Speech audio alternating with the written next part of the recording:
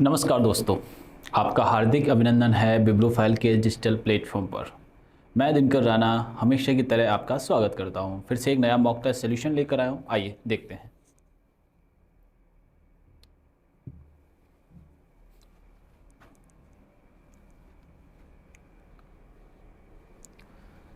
रूमटेक मठ किस राज्य में स्थित है? मठ, ठीक है, हमसे पूछा जा रहा है रूमटेक जो मठ है वो किस राज्य में अवेलेबल है, मतलब स्थित है। आ जाइए। रूमटेक मठ ये है सिक्किम में। ये कहाँ पे है? सिक्किम है। सिक्किम की राजधानी है गंगटोक। सिक्किम की राजधानी क्या है? गंगटोक है, ठीक है ना। और गंगटोक के लगभग थोड़ा, गंगटोक पे तो नहीं है, गंगटोक से थोड़ा सा दूर स्थित है, ठीक है। तो ये बात आप लोग यहाँ से ध्यान रखें, ये धार्मिक स्थल है, ये बात अपने को यहाँ से याद रखनी है। क्या है? धार्मिक ये स्थल है, ये बात ध्यान रखना। तो हमारा आंसर क्या हो जाएगा? यहाँ से सिक्किम हमारा आंसर हो जाएगा। चलिए आगे बढ़ते हैं। निम्नलिखित में से कौन सा निकाय भारत में म्यूचुअल फंड को नियंत्रित करता है? ठीक है ना। आपने देखा टीवी पे बहुत सारे ऐड देखे होंगे म्यूचुअल फंड को लेके। म्यूचुअल फंड में कहा जाता है कि सही है, एक ऐड आता है कि भैया जब भी कोई म्यूचुअल फंड या एसआईपी लें तो टर्म एंड कंडीशन को आराम से पढ़ लें, ठीक है। तो वही चीज़ है। अब उसको रेगुलेट कौन करता है? तो रेगुलेट करने का काम जो करता है वो करता है सेबी, ठीक है ना। म्यूचुअल फंड को रेगुलेट करने का काम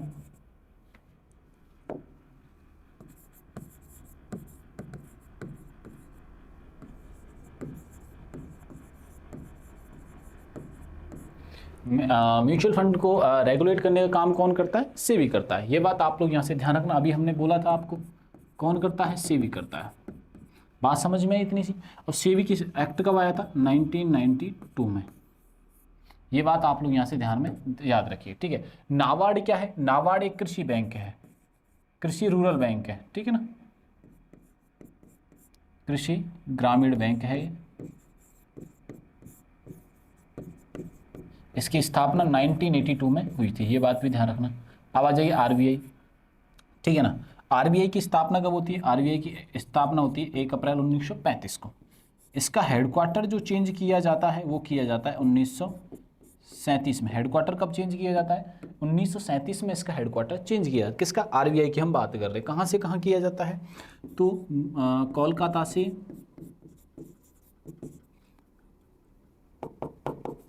मुंबई किया जाता है। क्या किया जाता है? कोलकाता से मुंबई किया जाता है। ये बात अभी अपने को यहाँ से याद रखनी है। कहाँ किया जाता है? कोलकाता से ये मुंबई ट्रांसफ़र किया था, हेडक्वार्टर 1937। और 1935 में क्या होता है कि 1935 में आरबीआई की स्थापना होती है। RBI reserve bank of India, reserve bank of India, ठीक है। ये बात ध्यान रखना। अब दूसरी बात है कि यहाँ के पहले गवर्नर कौन होते हैं? तो स्मिथ होते हैं। पहले आरबीआई के गवर्नर कौन थे? स्मिथ थे। और सीडी देशमुख पहले भारतीय गवर्नर थे। आरबीआई के पहले भारतीय गवर्नर कौन थे? सीडी देशमुख जी थे। और वर्तमान में कौन है? तो वो है संजीव मल्होत्रा जी। ये सारी इंफॉर्मेशन एग्जाम ओरिएंटेड है। संजीव मल्होत्रा जी वर्तमान कौन है? आरबीआई के गवर्नर हैं। संजीव मल्होत्रा है अभी करंट में। पहले कौन थे? स्मिथ थे। और पहले भारतीय थे सीडी देशमुख। ये पूरे भारत देश में रेगुलेटिंग करता है बैंक सिस्टम को, ठीक है ना। भारत में जितने भी कमर्शियल बैंक हैं उनको रेगुलेट करने का काम आरबीआई करता है। इसलिए भारत को केंद्रीय बैंक कहते हैं। भारत का केंद्रीय बैंक किसको कहते हैं? आरबीआई को केंद्रीय बैंक कहा जाता है, ठीक है। आओ आगे बढ़ते हैं। घाघरा नदी प्रणाली के संबंध में निम्नलिखित कथनों पर विचार करें, ठीक है। घाघरा जो नदी है उसके बारे में हमसे पूछा जा रहा है। घाघरा नदी हिमालय में मामचुंगचुंग ग्लेशियर से निकलती है, यानी मानसरोवर से। बिल्कुल सही है ये भी। यह मैदानी इलाकों में प्रवेश करने से पहले शीश पानी में एक गहरी घाटी बनाती है, ये भी सही है। यह शारदा नदी के मिलने के बाद इलाहाबाद गंगा में मिल जाती है। एकदम करेक्ट आंसर, ये लगभग सही ही आंसर है। ये बात यहाँ से आप ध्यान रखना, ठीक है। तो हमारा आंसर क्या हो जाएगा? यहाँ पे तीनों कथन यहाँ पे मैच होते हैं, ठीक है। इलाहाबाद का नाम परिवर्तन कर दिया गया है। गंगा हमारे भारत देश की नेशनल रिवर है। ये दोनों स्टेटमेंट आपको यहाँ से याद रखने। तो इसका नाम, वास्तविक नाम क्या है इसका? प्रयागराज था। जो पहले वास्तविक नाम था वो भी अभी रख दिया गया है गंगा, ठीक है। गंगा राष्ट्रीय नदी है, ये बात भी हमें यहाँ से याद रखनी है। गंगा क्या है? हमारे देश की राष्ट्रीय नदी है, ठीक है। छोटी छोटी बातें हैं जो हमें यहाँ से याद रखना है। अगर नदियों की बात की जाए तो आपको कुछ याद रखना है यहाँ से। भारत की सबसे लंबी नदी, भारत की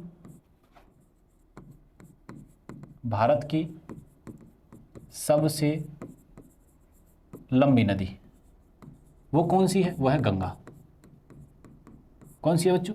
India longest river is Ganga, ठीक है। और इसी को राष्ट्रीय नदी या नेशनल रिवर भी कहा जाता है। चलो मैं लिख भी देता हूं साथ साथ,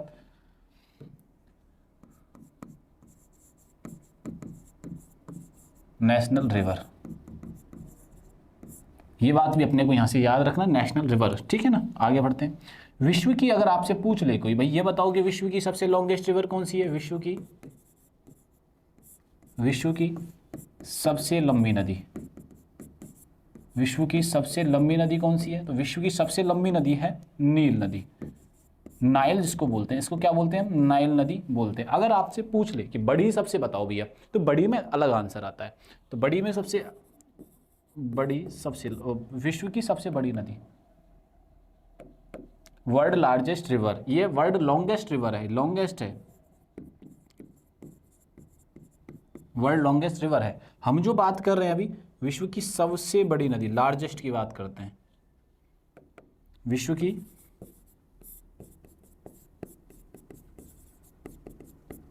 सबसे बड़ी यानी कि लार्जेस्ट रिवर,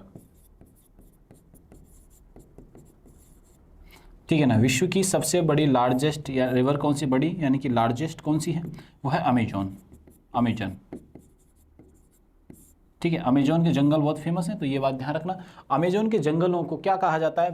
पृथ्वी का फेफड़ा कहा जाता है। अमेजोन के जंगलों को, अमेजन के जंगलों को क्या कहा जाता है? पृथ्वी का फेफड़ा कहा जाता है, पृथ्वी के फेफड़े, ठीक है। ऑक्सीजन यहाँ से बहुत ज़्यादा मिलती है, इस वजह से कहा जाता है। तो ये छोटी छोटी इन्फॉर्मेशन हमें यहाँ से याद रखनी है। क्लियर है? बात समझ में आई इतनी सी? चलो आगे बढ़ते हैं हम लोग, ठीक है ना। हाँ, एक चीज़ छोटी सी कर लेना, ये यहाँ पे नहीं मिलती है, इसमें थोड़ा डाउट था, तो आप इसको आंसर ही गलत है, तो आप सेकंड वाला आंसर करिएगा, ठीक है ना। मेरे को इस पर डाउट था, तो ये शारदा नदी से नहीं मिलती है, ठीक है। तो आंसर हमारा क्या होगा यहाँ से? केवल ए और बी आंसर होगा, 3 इसमें सही नहीं होगा, ठीक है। ये बात यहाँ से ध्यान रख लीजिएगा।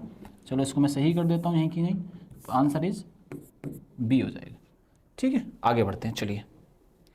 पृथ्वी के वायुमंडल की कौन सी परत मुख्य रूप से सूर्य से पराबैंगनी विकिरण को अवशोषित करने के लिए जिम्मेदार है? देखो, पृथ्वी के वायुमंडल में अलग अलग लेयर्स हैं। क्या है बच्चों?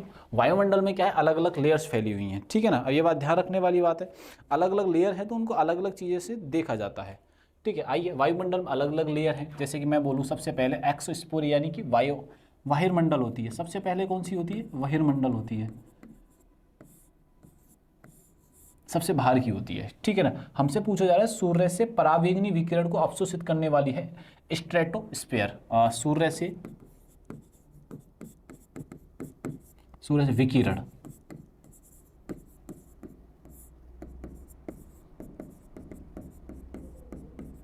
स्फीयर। ये बात आप लोग यहां से ध्यान रखना, स्ट्रेटोस्फीयर। ये बात समझ में आई कि नहीं आई? ठीक है ना। ये बात आप लोग यहां से ध्यान रखना, आप तो ये याद रखा करो, ये वाला पॉइंट याद रखो। थर्मोस्फीयर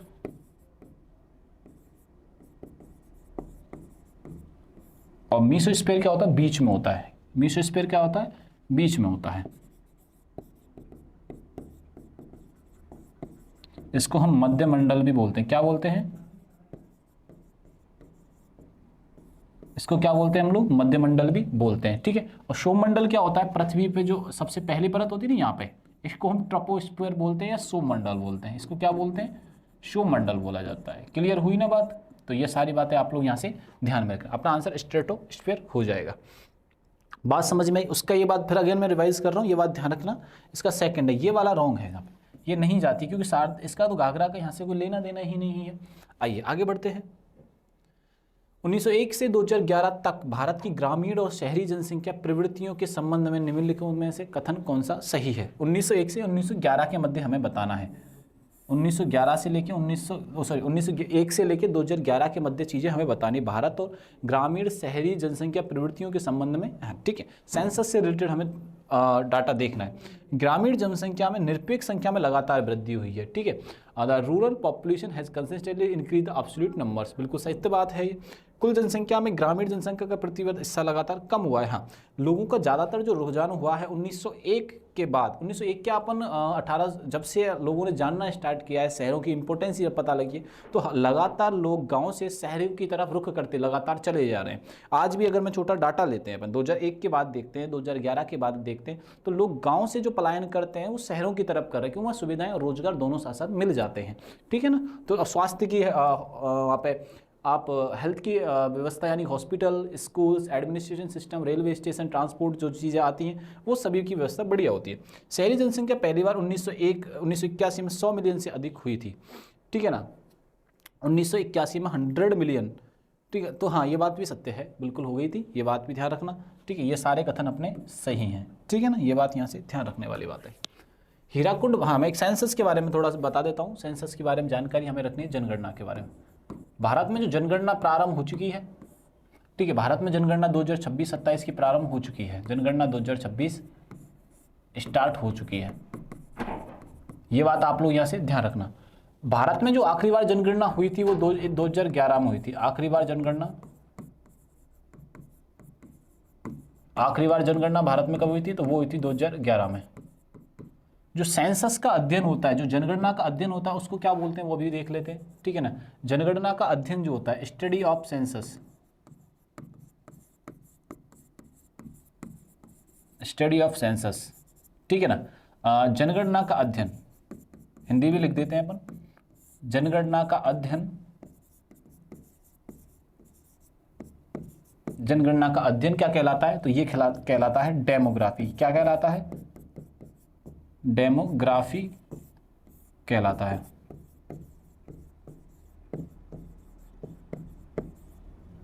ये बात आप लोग यहां से ध्यान रखना, डेमोग्राफी कहलाता है। बात क्लियर हुई कि नहीं इतनी सी? ठीक है, तो हमारा आंसर सारे यहां पे सही हो जाएंगे। ठीक है। 2011 की जनगणना के बाद जो नेक्स्ट जनगणना होनी थी वो होनी थी 2021 में, वो नहीं हुई। पहली बार जो जनगणना हमारे भारत देश में हुई थी वो कब हुई थी? पहली बार भारत में जनगणना 1872 में हुई थी, लॉर्ड मेयो के समय पर। 1872 में पहली बार जनगणना होती है लॉर्ड मेयो के समय पर। और 1881 में दशकीय जनगणना प्रारंभ हो जाती है लॉर्ड रिपन के समय पर। ठीक है ना, लॉर्ड रिपन के समय पर होती है, और यानी कि दशकीय जनगणना होती है।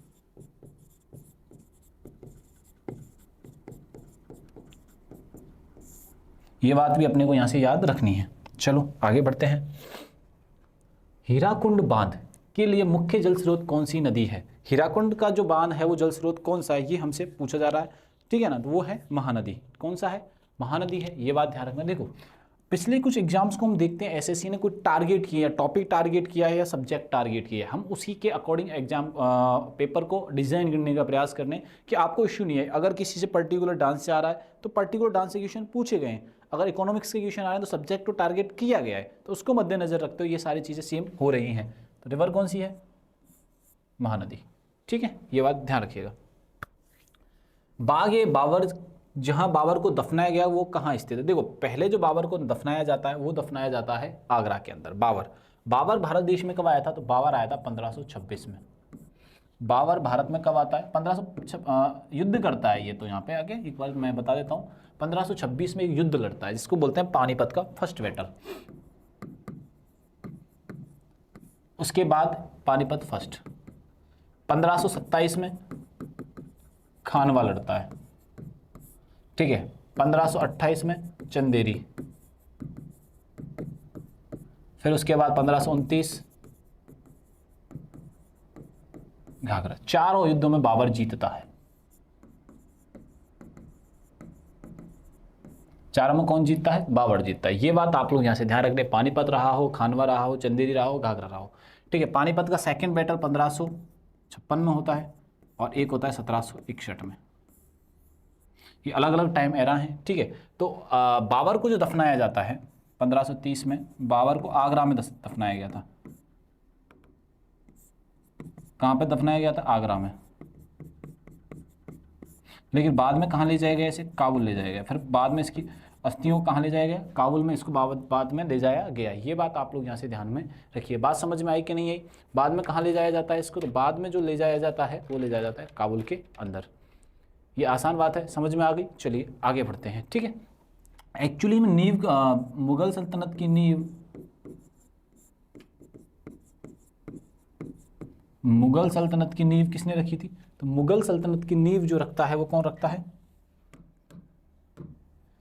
वो बाबर रखता, अरे मैंने सेम ले लिए, बाबर रखता है। कौन रखता है? बाबर ने नींव रखी थी, ठीक है। उसके बाद इसके परिवार वाले आते हैं और लगातार लगातार चलते चले जाते हैं। 1857 में बहादुर सेकंड जो रहता है फिर अंग्रेज उसे हटा देते हैं और फिर उसके बाद दिल्ली पर मुगलों का कब्जा हट जाता है, ठीक है। ये छोटी सी बात याद रखिएगा आप लोग। दर्पण बनाने के लिए निम्न किसका उपयोग किया? ये बहुत फेमस क्वेश्चन है, बहुत बार एग्जाम में आया भी है। दर्पण बनाने के लिए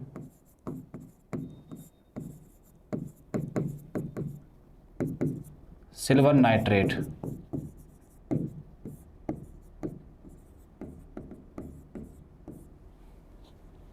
ठीक है, किसका यूज किया जाता है? सिल्वर नाइट्रेट का उपयोग किया जाता है। निम्नलिखित में से कौन चुकची सागर का सही स्थान है? ठीक है, चुकची सागर का क्या है? सही स्थान है।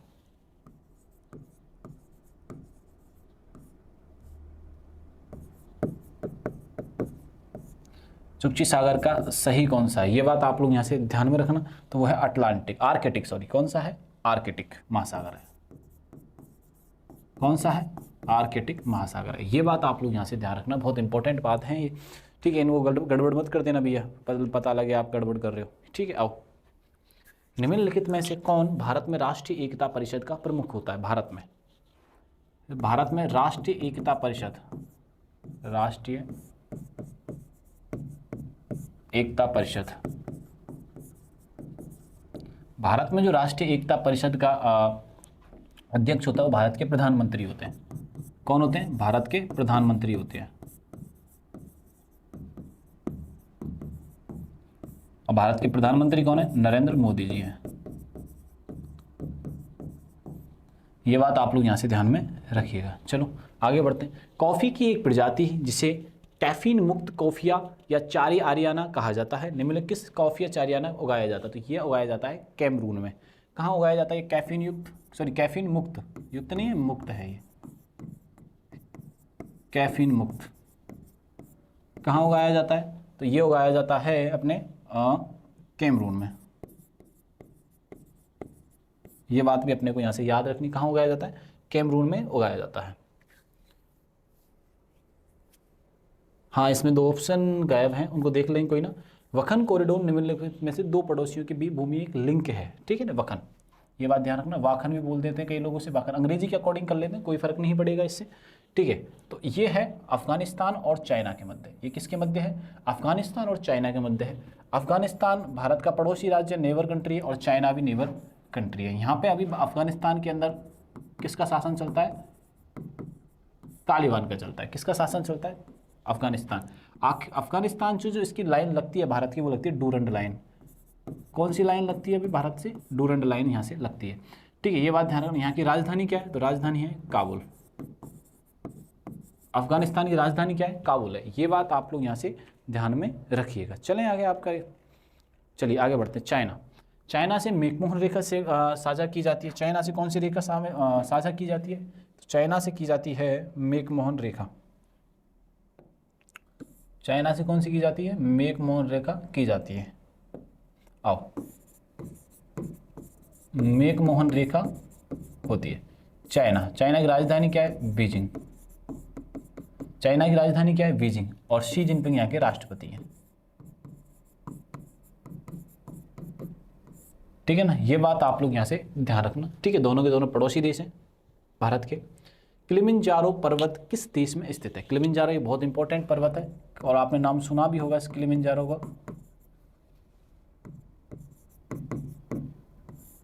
किलिमिंजारो पर्वत बहुत फेमस पर्वत है ये, ठीक है। और ये है तंजानिया में। कहाँ पे स्थित है ये?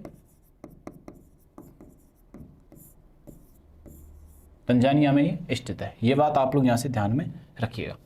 पारंपरिक नृत्य गोटीपुआ का संबंध किससे है? ठीक है, गोटीपुआ बहुत नृत्य फेमस है। नृत्य क्या है? फेमस है गोटीपुआ। ये फोक डांस में काउंट किया जाता है गोटीपुआ। और मैंने क्लासरूम में आपको ट्रिक के तौर पर करवा रखे सारे के सारे फोक डांस, ठीक है ना। गोटीपुआ, गोटीपुआ से इंस्पायर होता है क्लासिकल डांस जिसका नाम है ओडिसी।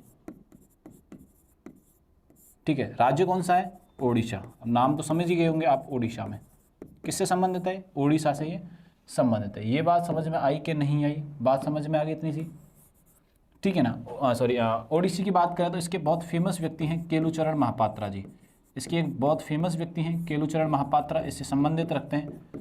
और इसके जो आदि गुरु हैं वो है पंकज चरण दास। आदि गुरु कौन है यहाँ के? इसके आदि गुरु हैं पंकज चरण दास।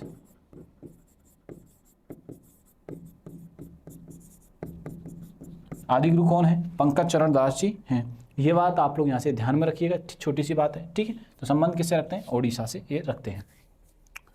लूर नृत्य पारंपरिक लोक नृत्य जो केवल महिलाओं के द्वारा किया जाता है। ये मैंने क्लास में कई बार डिस्कस किया। लूर नृत्य, लूर नृत्य, लूर नृत्य संबंधित किससे है? तो ये है हरियाणा से। हाँ, हरियाणा से ही है। मैंने आपको ट्रिक बताई थी कि पंचकुला की छोरियां करने गई हैं डांस, ठीक है। पंचकुला भी है, ठीक है। खोरिया भी है एक डांस, कौन सा है? पंचकुला की छोरियां। ऐसे करके मैंने ट्रिक आपको लिखवा रखा है, ये बात आप लोग यहाँ से ध्यान रखना। लूर जो नृत्य है कहाँ किया जाता है? ये हरियाणा में किया जाता है। ये फोक डांस बहुत इंपॉर्टेंट है और हर एग्जाम में पूछ लिए जाते हैं। चलिए आगे बढ़ते हैं। टम्बल टन शब्द निम्नलिखित में किस खेल से संबंधित है? जैसे जब गेम्स जब आते हैं तो उनकी टर्मिनोलॉजी एग्जाम में बहुत ज़्यादा पूछ ली जाती है, प्रैक्टिकल वे में उनको समझाने का प्रयास किया जाता है। जैसे इंडिया में जो मोस्ट पॉपुलर गेम है क्रिकेट, तो क्रिकेट से जो हमें शब्दावली है वो ज़्यादातर याद रहती है। बट उसके बाद क्या होता है, बाकी जो गेम है जैसे स्विमिंग हुआ, साइकिलिंग हुआ, बिलियर्ड्स हुए, इन गेमों के हमने रूल्स भी नहीं पता होता और ना ही टर्मिनोलॉजी पता होती है। जब इनके बारे में टर्मिनोलॉजी अब एग्जाम में पूछते हैं तो बच्चे हमेशा गलत कर देते हैं, ठीक है। तो लेकिन हमें इनको समझने का प्रयास भी करना है। जैसे आपको पता होना चाहिए साइकिल से, रनिंग से या लॉन्ग जंप से किस से संबंधित चीज़ें पूछी जाती हैं, या हमें इन चीज़ों की नॉलेज होनी चाहिए छोटी मोटी। कि छोटी मोटी से मतलब क्या होता है, आपने क्रिकेट खेला या फुटबॉल खेला, हॉकी, अब आजकल खो खो से भी बहुत सारे क्वेश्चन हमारे एग्जाम में पूछे गए हैं। आप प्रीवियस ईयर के जब क्वेश्चन देखेंगे तो वहाँ पे खो खो से, कबड्डी से बहुत सारे क्वेश्चंस आए हैं, उनकी टर्मिनोलॉजी पूछी गई है। जैसे अब आजकल बहुत फेमस हो रहा है प्रो कबड्डी लीग, तो वहाँ पे लोग देख के समझ गए कि रेडर क्या होता है, डिफेंड क्या करते हैं, ठीक है, तो अलायंस क्या क्या होते हैं, वो सारी चीज़ें, कितने प्लेयर्स होते हैं, तो वो सारी चीज़ों की नॉलेज हमें आई है, ठीक है। टेनिस का भी एक बहुत बड़ा रोल आने लग गया है। तो हम गेम जो पर्टिकुलरली इंटरनेशनल वे या ओलंपिक्स में जो खेले जा रहे हैं उनसे बहुत ज़्यादा क्वेश्चंस पिछले एग्जाम्स में आ रहे हैं। यही चीज़ मैं आपको कई बार क्लासरूम में बताने का प्रयास किया जा रहा है कि अब एग्जाम का ट्रेंड बदल रहा है, ठीक है। नया वेंडर आना भी एक कारण है, बिल्कुल सही बात है, ठीक है। टम्बल टन्स जो संबंधित है वो है तैरने से, स्विमिंग से संबंधित है। किससे संबंधित है? स्विमिंग से ये संबंधित है। ये बात आप लोग यहाँ से ध्यान में रखिएगा। उस क्रिकेटर का नाम बताया जो आईपीएल प्रारूप में 5000 रन सबसे पहले पूरे किए थे। इन्हें मिस्टर आईपीएल के नाम से भी जाना जाता था, ठीक है ना। आईपीएल के इतिहास में सबसे पहले 5000 रन जिस व्यक्ति ने पूरे किए वो थे मिस्टर आईपीएल, जिनको मिस्टर आईपीएल बोलते थे। क्या नाम है? सुरेश रैना। क्या नाम है? सुरेश रैना। बात समझ में आई कि नहीं आई? आईपीएल 5000 रन, ठीक है। आओ आगे बढ़ते हैं। दी बैचलर ऑफ आर्ट्स पुस्तक के लेखक कौन है? तो दी बैचलर ऑफ आर्ट्स की जो पुस्तक के लेखक हैं आर.के. नारायण जी हैं। क्या है? आर.के. नारायण जी हैं। ये बात आप लोग यहाँ से ध्यान रखना। सौरमंडल में किस ग्रह का दिन सबसे लंबा होता है? ठीक है, सौरमंडल में सबसे लंबा दिन जो होता है, सौरमंडल में सबसे बड़ा दिन, तो वो होता है शुक्र का। किसका होता है? वीनस का होता है। किसका होता है? वीनस का होता है। ये बात ध्यान रखना। सौरमंडल का सबसे बड़ा ग्रह कौन सा है? बृहस्पति है। सबसे बड़ा कौन सा है? बृहस्पति। और सबसे छोटा कौन सा है? बुध है, ठीक है। बृहस्पति सौरमंडल का, यानी कि जुपिटर सबसे बड़ा है ग्रह। सौरमंडल का सबसे बड़ा ग्रह, सबसे बड़ा ग्रह कौन सा है? बृहस्पति, जिसको क्या बोलते हैं हम? जुपिटर बोलते हैं, ठीक है ना। अभी जो मानव यानी कि जो बड़ी बड़ी कंपनीज हैं वो मंगल पे क्या करना चाह रही हैं? जीवन को बनाने का या जीवन को भेजने का या लोगों को बसाने का कार्यक्रम किया जा रहा है। कहाँ पर? मंगल ग्रह पर। सौरमंडल का एकमात्र ग्रह जिस पे जीवन है उस पे है पृथ्वी, ठीक है। ये बात ध्यान रखना। अब वो अदर क्या क्वेश्चन आपसे पूछा जाएगा, सबसे गर्म ग्रह कौन सा है? वो शुक्र ही है। वीनस ही सबसे गर्म ग्रह रहता है, तापांतर वाला भी है, ठीक है। टेम्परेचर डिफरेंस की बात की जाए उसमें भी वीनस आ जाता है, ठीक है। आप ये मत सोचना कि मरकरी सबसे पास है वो सबसे गर्म है, नहीं, वीनस सबसे गर्म है। ठीक है, ये बात ध्यान रख। इसके पीछे आप बोलोगे सर कारण क्या है, इसके पीछे कारण होता है कि शुक्र के गर्म होने के पीछे कार्बन डाइऑक्साइड। कार्बन डाइऑक्साइड कहाँ पे, वीनस पे ज़्यादा है, जिस वजह से क्या होता है ग्लोबल वार्मिंग बहुत तेजी से बढ़ती है। और वहाँ पे क्या रहता है, वो जितने जल्दी ठंडा तो नहीं होता, कि ग्लोबल वार्मिंग जहाँ होती है वहाँ ठंडा होने के चांसेस कम होते हैं, स्लोली होते हैं। तो इस वजह से लगातार गर्म जो रहता है वो शुक्र रहता है। आप बात समझ में आई कि नहीं है। और सबसे ठंडों में आता है यूरेनस और नेपच्यून का नाम आता है, क्लियर है। और ऐसा कौन सा ग्रह है जिस पर छल्ले पाए जाते हैं, तो वो है शनि, सैटर्न। कौन सा है, सैटर्न, ये बात ध्यान रखना। सैटर्न जो है सब जिस पर छल्ले पाए जाते हैं, ये बात आप लोग यहाँ से ध्यान रखना। और डेंसिटी भी इसकी बहुत ज़्यादा, घनत्व भी क्या होता है, बहुत कम होता है। चलिए आगे बढ़ते हैं, तो 45 नंबर का क्वेश्चन करते हैं। हाल ही में स्थानीय शिल्प को वैश्विक बाजार तक पहुंचाने के लिए ऋषा ब्रांड किसने लॉन्च किया। देखो ये जो इंस्पायर हुए हैं ये लोग, ये चाइना से इंस्पायर हुए हैं। क्यों, चाइना में क्या होता है, जब कोई किसान या कोई भी एक व्यापारी जो होता है, कोई भी माल का जो गुड्स का प्रोडक्ट करता है, उसमें एक फ़ायदा हो जाता है, सरकार उसे खुद परचेज कर लेती है। सरकार क्या करती है, उसे खुद परचेज कर लेती है, क्योंकि सरकार की जिम्मेदारी बनती है कि वो उसे इंटरनेशनल मार्केट तक पहुँचाया जाएगा। वही यहाँ पर हुआ है। हाल ही में स्थानीय शिल्प को वैश्विक बाजार तक पहुंचाने के लिए ऋषा ब्रांड किसने लॉन्च किया है, तो ये लॉन्च किया है जनजातीय मामलों के मंत्रालय ने। किस मंत्रालय ने लॉन्च किया है ये, ठीक है, मिनिस्ट्री ऑफ ट्राइबल अफेयर्स ने लॉन्च किया है। चाइना हमारे देश के आज़ाद 2 साल बाद होता है, 1947 हम आज़ाद होते हैं, चाइना होता है 1949 में। लेकिन उसने अपने एडमिनिस्ट्रेशन सिस्टम, अपने आर्मी सेक्टर में, अपने आर्किटेक्चर में, ठीक है, हर वो एग्रीकल्चर में, विद एग्रीकल्चर हर एक पॉइंट पे उसने कार्य किया है। उसको देखते हुए अपने आप को डेवलप किया। और यहाँ पे भारत को ये जिम्मेदारी पहले और लेनी थी। इस बात को आप ऐसे भी समझ सकते हो, जैसे भारतीय किसान होते हैं, भारतीय किसान क्या करते हैं, अपने माल को मंडी में बेचने जाते हैं, और उसके फिर वहाँ पे जो व्यापारी होते हैं या आड़तिया होते हैं, वो अपने अकॉर्डिंग माल को परचेज कर लेते हैं। परचेज करने के बाद वो माल जो गुड्स या जो उन्होंने खरीदी उससे सेव रख के रखेंगे, जब भाव बढ़ेगा तब निकालेंगे। तो उससे दोहरी मार होती है, कम सस्ते तौर पर खरीदा जाता है और महंगे तौर पर बेचा जाता है, उसको महंगी कीमतों पर उसको बेचा जाता है। तो इस बात से हम समझ सकते हैं कि कालाबाजारी किस तरीके से होती है, ठीक है। हाल ही में जीएसआई ने किस राज्य के कलिंजर किले के इलाकों को राष्ट्रीय भू विरासत स्थल घोषित किया है, तो कलिंजर पूछा गया किस जिले में है, किस राज्य में है, ठीक है। कलिंजर पहले हुआ करता था मध्य प्रदेश में, अब ये कौन से राज्य में है, वो है उत्तर प्रदेश में। तो आप ये मध्य प्रदेश भी कर लेना, लेकिन मेन आंसर क्या रहेगा इसका, उत्तर प्रदेश रहेगा। कलिंजर जो किला है उत्तर प्रदेश के झांसी जिले में है, ये बात आप लोग यहाँ से ध्यान रखना। कहाँ पे है ये, उत्तर प्रदेश जिले में है, ये बात आप लोग यहाँ से ध्यान रखनी है। हाल ही में भारतीय नौसेना ने इंडियन ओशन शिप सागर पहल के दूसरे संस्करण का आयोजन कहाँ किया है, ठीक है। इंडियन ओशन शिप के सागर का जो पहल की है वो की है कोच्चि में। कहाँ की है, कोच्चि में। और कोच्चि किस राज्य में है, तो कोच्चि है केरलम में। केरलम किसका नाम पुराना है, केरल का ही नाम परिवर्तन किया गया है कोच्चि, ये बात आप लोग यहाँ से ध्यान में रखिएगा। हाल ही में सजीवू चेरियाई ओवा नववर्ष का आयोजन किया गया है, ठीक है ना, ये गलती से लग गया था। तो चेरियाई ओवा न्यू ईयर फेस्टिवल मनाया गया है। जैसे केरलम की आपसे पूछ ले कि केरल में कहाँ पर सेलिब्रेट किया जाता है, कौन सा न्यू ईयर फेस्टिवल सेलिब्रेट किया जाता है, यानी कि नववर्ष पर कौन सा फेस्टिवल मनाया जाता है, तो कौन सा मनाया जाता है, मनाया जाता है यहाँ पर विशु। कौन सा मनाया जाता है, विशु। एक होता है विखु, विखु जो मनाया जाता है वो मनाया जाता है उत्तराखंड। विखु कहाँ मनाया जाता है, उत्तराखंड में मनाया जाता है, ठीक है ना। महाराष्ट्र में मनाया जाता है गुड़ी पड़वा। और अब दूसरी बात याद रखना, चेरियाई ओवा मनाया जाता है मणिपुर में, यह बात आप लोग यहां से ध्यान में रखिएगा। हाल ही में विश्व खुशहाली रिपोर्ट 2026 में भारत का कौन सा स्थान मिला है। हैप्पीनेस इंडेक्स अभी जारी हुआ है और इसमें जो पार्टिसिपेट किया है 147 देशों ने किया है, जिसमें भारत की पोजीशन रही है 116, ठीक है। और भारत से आगे हैं बांग्लादेश और पाकिस्तान। हाल ही में वसंत उत्सव चापचूर कूट का आयोजन कहाँ किया गया है, तो हाल ही में वसंत चापचूर कूट का आयोजन किया गया है मिजोरम के अंदर। कहाँ पे किया गया है, मिजोरम में ये किया गया है, ये बात यहाँ से आप ध्यान रखना। वीडियो अच्छा लगे तो दोस्तों को ज़्यादा से ज़्यादा शेयर करना है, चैनल को सब्सक्राइब करके ही जाना है, आपको ध्यान रखना, भूलना बिल्कुल भी नहीं है। और ये सभी जानकारी आपको टेलीग्राम चैनल पर मिलने वाली है। तब तक के लिए थैंक यू, धन्यवाद।